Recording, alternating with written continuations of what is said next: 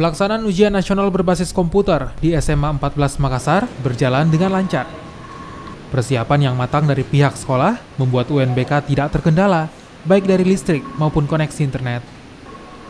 Meski tahun sebelumnya sempat terkendala koneksi internet, namun setelah dilakukan penambahan jaringan dari 10 MB per second menjadi 50 MB per second, koneksi internet kini berjalan lancar.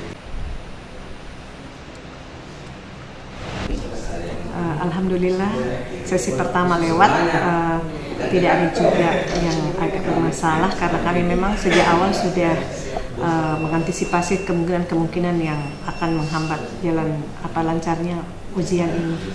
Paling yang terjadi itu saja, hanya jaringan saja, jadi itu kami up saja sekarang.